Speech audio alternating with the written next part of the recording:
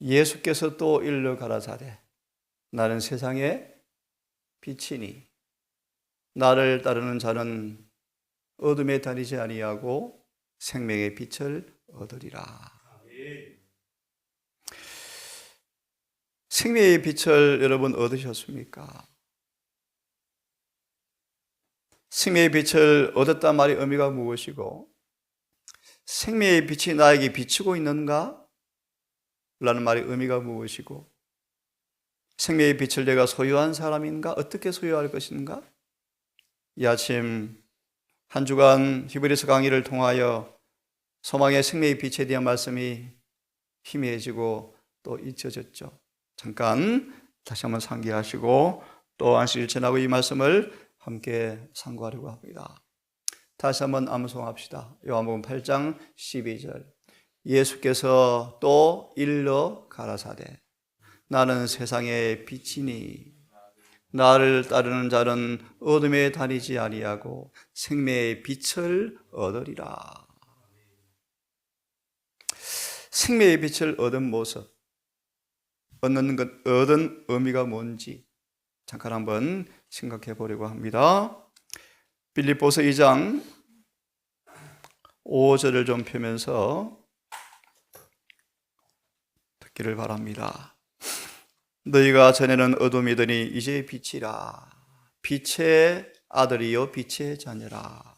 그러므로 어둠에 다니지 아니하고 붙잡히지 아니하고 생명의 빛을 얻겠다고 말씀하셨는데 우리가 어떻게 이 생명의 빛을 소유할 수 있는가? 빌립보서 2장 5절을 보면서 너희 안에 이 마음을 품으면 생명의 빛을 소유하게 된다. 너희 안에 이 마음을 품으라. 곧 그리스도 예수의 마음이니. 보시겠습니까? 2장 5절을 보시면 2장 5절을 보시면 요한복음 8장 12절을 인용하죠. 주석에 겸손한 자를 위한 빛.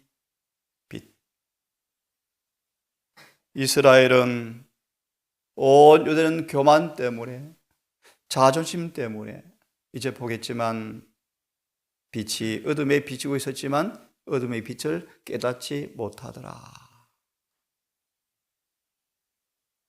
소경받으며 그를 눈을 뜨게 하는 것을 눈으로 보고도 믿지 않는 그들의 완고함을 보십시오. 그렇죠? 겸손한 자를 위한 하나님은 빛을 뿌리고 계신다. 그런 말하면 우리가 어떻게 생명의 빛을 소유하는가? 내가 빛을 소유한 사람인가? 그래서 예수의 마음을 품으라. 보시겠습니까? 너희 안에 이 마음을 품으라. 어떻게 해요? 어떻게 예수의 마음을 품죠? 좀 이따 말씀을 보겠습니다. 예수의 마음. 결론을 드리면 예수의 마음을 품은 사람들은 생명의 빛을 소유한 사람들이에요. 그 증거를 또 보도록 하겠습니다. 만약 그대가 온전한 겸손한 가운데서 그리스도의 마음이 어떤 것인지 깨닫기 위하여 노력하면 우리는 어둠에서 속에 버림을 당하지 않을 것이고 의가 무엇인지 빛이 무엇인지 믿음으로 마음의 의가 무엇인지 내가 의롭게 되었는지 내일 하나님의 절대적 요구 의 설교하려고 합니다. 절대적 요구. 이 의가 없이는 아무도 하늘에 갈 수가 없어요. 의가 무엇으로 구성되는지 죄가 무엇으로 구성되는지 기만을 당하고 있는 사람들이 많죠. 그런 말하면 죄인데 죄인지를 모르죠. 의가 아닌데 착각하죠. 어둠 속에 버려둠을 당하지 않을 것이며 생명의 빛을 갖게 될 것이다. 예수의 마음이 무엇인지를 겸손히 알기 위해서 계속 구하면 어둠 속에 버려둠을 당하지 않을 것이고 생명의 빛을 얻게 될 것이다. 그러면 예수의 마음을 어떻게 구체적으로 갖게 되어지는가? 너무 잘 아실 텐데요. 갈라디아 5장 6절을 펴시기 바랍니다. 나는 세상의 빛이니 나를 따르는 자는 어둠 속에 다니지 아니하고 생명의 빛을 얻으리라. 예수의 마음이 어떤 것을 알기 위해서 끊임없이 간구하면 어둠 속에 버려짐을 당하지 아니하고 생명의 빛을 얻겠다고 말씀하시는데, 결론, 예수의 마음을 품고 소유하게 되어지면 나는 영생을 얻었구나, 생명을 소유했구나, 사망에서 어둠으로 옮겼구나, 영생이 내 속에 소유되었구나. 5장 6절 어떻게 해요?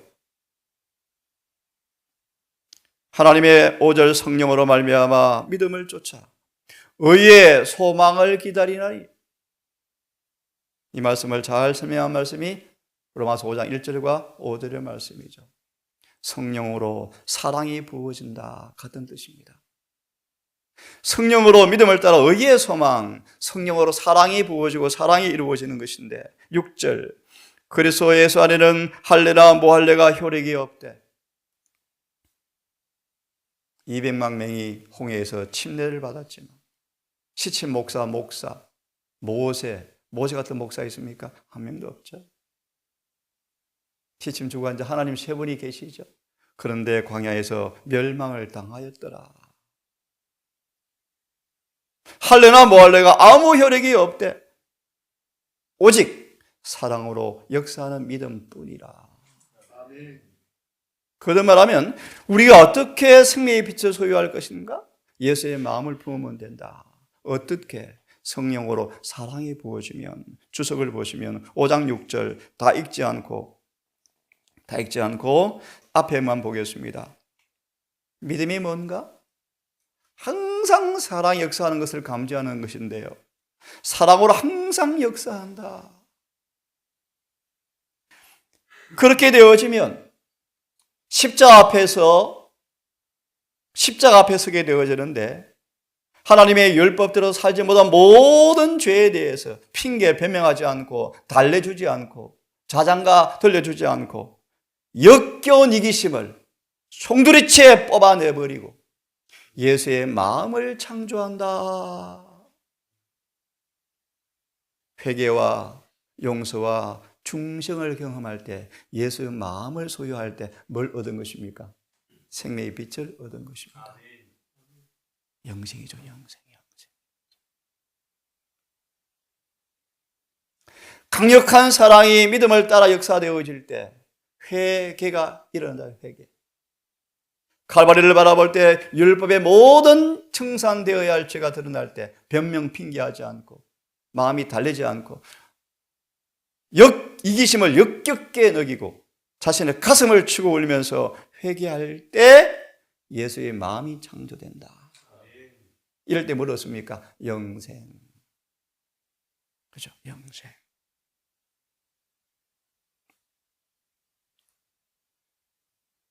가랴 뽑은 기별 3권 190페이지 메모해 놓으십시오. 메모하시고 고전 2장 16절을 펴십시오. 이제 이런 경험을 할 때 간증할 수 있죠. 간증. 고전 2장 16절입니다. 다 함께 읽어보겠습니다. 고전 2장 16절 시작. 누가 주의 마음을 알아서 주를 가리키겠느냐? 그러나 우리가 그리스도의 마음을 가졌느니라. 우리가 어떻게 영생을 소유하는가, 생명의 빛을 소유하는가? 방법을 보았습니다. 예수의 마음을 창조받으면 된다. 어떻게 창조받는가? 회개하고 죄 씻음 받으면 그 영생이 소유되어질 때 생명의 빛을 가지게 되어진다. 그래서 그들은 간증합니다. 우리가 예수의 마음을 가졌습니다. 이 말씀을 가랴 3권 190페이지.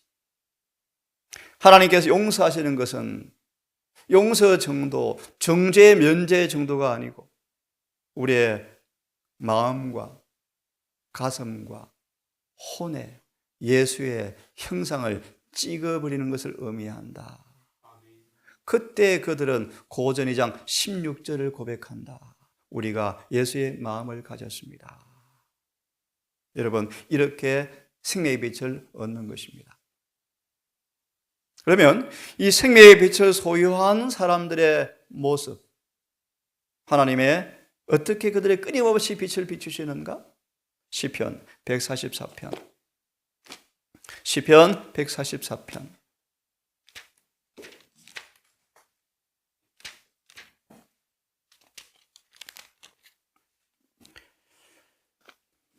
(12절을)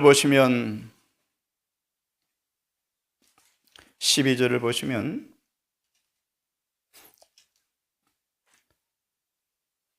우리 아들들은 어리다가 장성한 나무 같고 우리 딸들은 궁전의 식양대로 아름답게 다듬은 모퉁이 돌 같다. 15절. 이러한 백성은 복이 있나니 여호와를 자기 하나님으로 삼는 백성은 복이 있도다. 하나님께서 우리가 어떻게 이 빛을 비추시는가? 내가 그 비추임을 받고 있는가? 결론을 드리면 모퉁이 돌처럼 하늘의 궁정의 식양을 따라서 지금 다듬어지고 있는 사람들은 뭘 빛을 받고 있죠? 생명의 빛을 받고 있고 따르고 있다. 그런 사람들. 보시겠습니까? 144편 12절을 보시면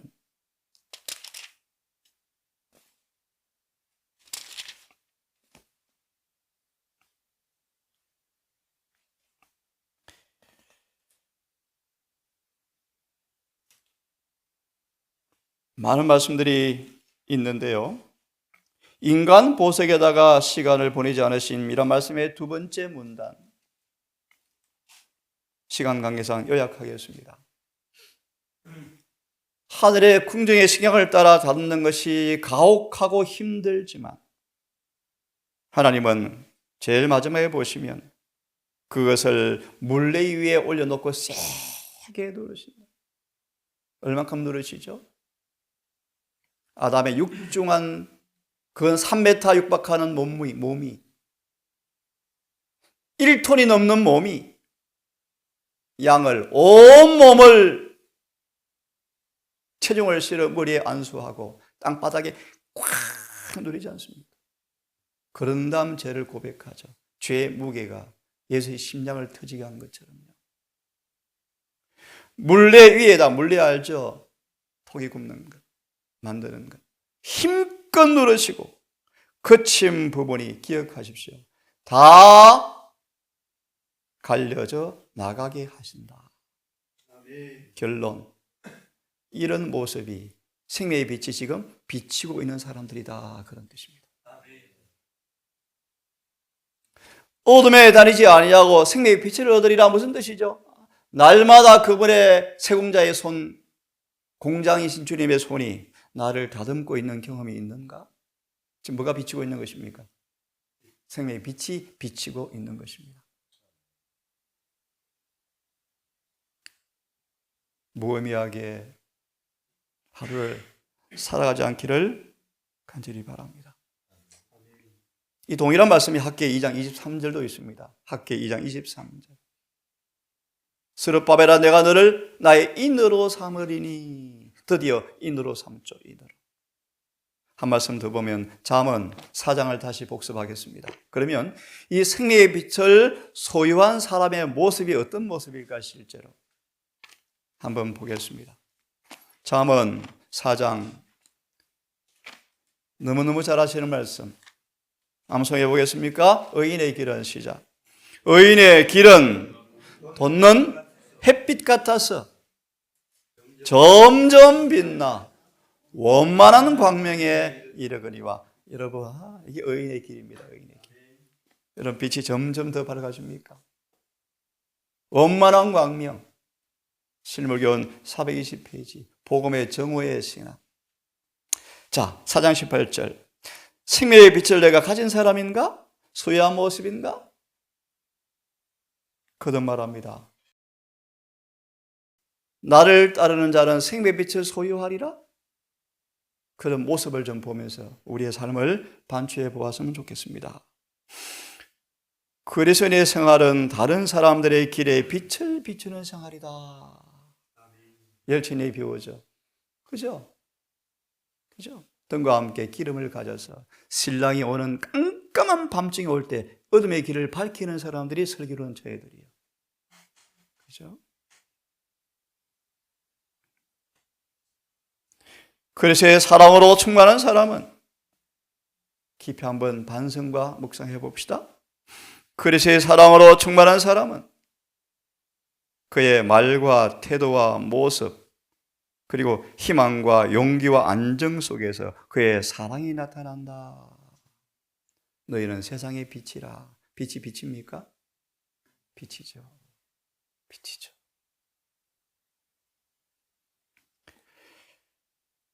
그는 그리스도의 정신을 나타내고 그리스도의 정신 나타내고 그 사랑 속에서 숨쉬며, 참 신묘하고 너무너무 아름다운 말씀 아닙니까, 여러분? 사랑 속에서 숨쉬고 보다 더 선한 삶에 대한 욕망을 일으켜주는 사람, 일깨워주는 사람, 빈사 상태에 있는 영혼들을 강하게 하여 준다. 계시록 3장 2절의 말씀입니다. 아직 살아있으나 죽어가는 사람들을 일깨워서 호흡을 불어넣어라. 빈사 상태. 재림교회는 지금 빈사 상태에 빈사 상태. 유혹을 저항하려고 몸부림치는 사람들을 강하게 하고 위로해 주는 사람들. 뭘 소유한 사람들이에요, 지금? 빛을 가진 사람들. 빛을. 그 다음 말씀 보십시오. 저도 귀담아 새기겠습니다. 그들의 쓰는 말은, 단어는, 말씨와 태도는 밝은 햇빛을 반사하고. 어떻게 저게 예모가 있죠? 말이 이쁘죠. 말이 온순하죠. 그들 뒤에는 모든 빛의 근원이신 하나님께로 가는 분명한 길을 남겨놓는다. 이게 슬기로운 자녀예요. 빛을 지금 비추고 있지 않습니까? 맞아.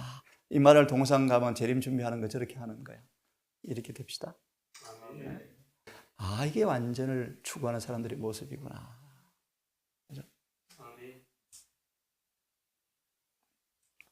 우리는 모든 사람들을 도울 기회가 있다. 우리는 끊임없이 참 부끄러운 얘기인데 저도 참 부끄럽고 다시 하나님께 회개하고 헌신을 다짐하는데요. 우리는 끊임없이 우리 주변에 있는 청년들에게 인상을 남기고 있다.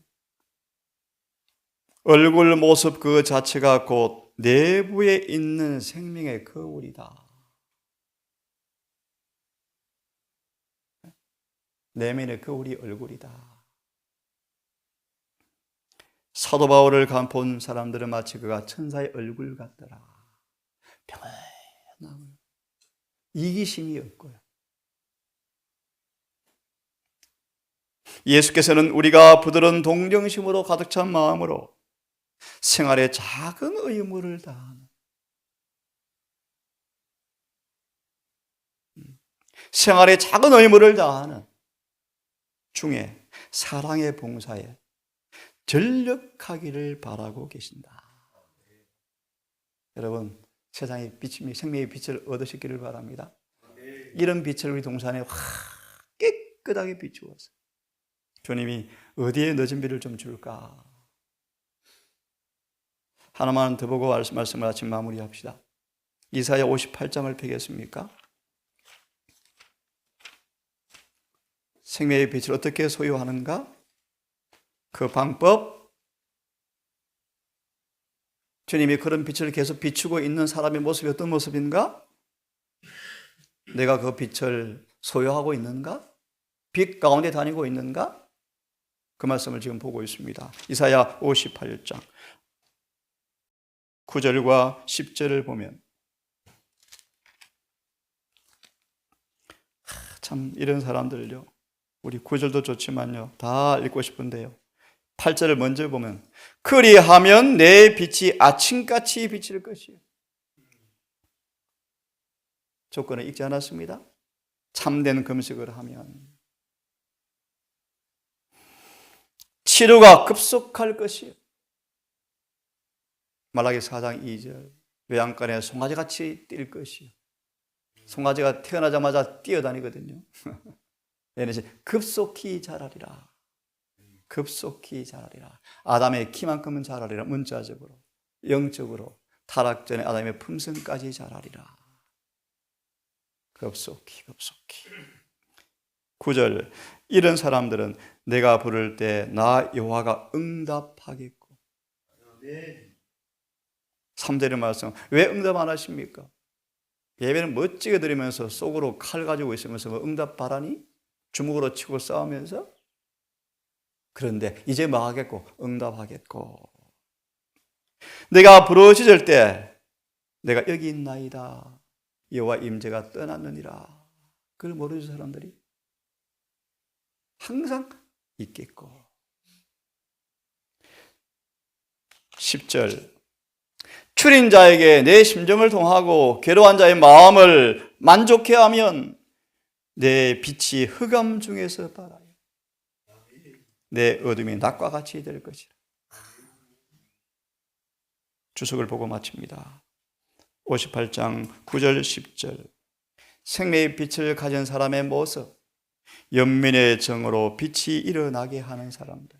연민의 정, 예수님의 그 사랑 동정의 눈빛이죠. 동정의 눈빛. 네? 베드로가 부인할 때, 닭이 꼭 끼어올 때, 예수의 눈과 베드로의 눈이 마주쳤을 때 베드로는 예수의 눈빛에서 정죄는 한 것도 볼 수 없고 연민과 사랑의 눈빛을 보았던 것이 회개가 되었죠. 연민. 우리 주변에는 고민하는 영혼들이 많다. 이런 영혼들을 찾아내어서 그들의 마음을 위로하기 위하여 때 합당한 말을 해주죠. 성경 질문을 하면 적절한 대답을 해줘. 모세같이 위대한 상담가가 어디 있습니까? 그죠? 자, 보십시오. 여기서 저기서 사방에서 그런 영혼들을 발견하게 될 것이다. 언제나 신선한 온정의 물길이 흘러가게 할 수 있는 통로가 되자. 줄이는 사람들과 고민하는 사람들의 필요를 공급해 주려고 봉사하는 사람 속에 어둠에서 빛이 있으리라 라는 말씀이 있다. 그 다음은 생략하겠습니다. 이것이 빛을 가진 사람의 모습이에요. 오늘도 요한 8장 12절 나는 세상의 빛이라 생명의 빛이라 이 빛을 소유하고 이 빛 가운데 다님으로 어둠이 죄가 마귀가 절대로 붙잡지도 못하고 빛을 환하게 비치는 우리 모든 가족 되기를 다시 한번 바랍니다. 아멘. 기도하십시다. 아버지, 거룩한 예리한 섬광 같은 이 말씀 앞에 고개될 수 없는 부끄러운 죄인임을 고백합니다. 우리를 불쌍히 여기시고 소경 바디메오처럼 침을 섞어 진흙을 발라 이겨 실로암 못에 씻은 것처럼 보내심을 받은 주님의 피와 성령 은혜를 통하여 눈이 뜨이시고 어둠과 빛의 경계선을 선명히 이해하고 한 발자국도 어둠의 발을 내딛지 않고 빛 가운데 행하여 생명의 빛을 소유한 행복자가 되고 싶습니다. 이 빛을 오늘도 수많은 흑암과 죽음의 그들이 앉은 자에게 환하게 비추어서 내 죄로 더러워진 그 빛이 아니고 깨끗한 빛을 발하여서 이것이 바로 예수 그리스도의 종교 기독교라는 사실, 이 말을 동산 남은 교회의 모습이 증거되어지는 우리의 삶이 되기를 소망합니다. 아멘. 주여 우리를 도우사 성령을 허락하시고 아멘. 우리 속의 진리의 빛이 성령의 기름을 만나 활활 타올라 어둠이 조금도 없는 빛 가운데 행하는 모두가 되게 하는 행복한 동산되게 주시옵소서.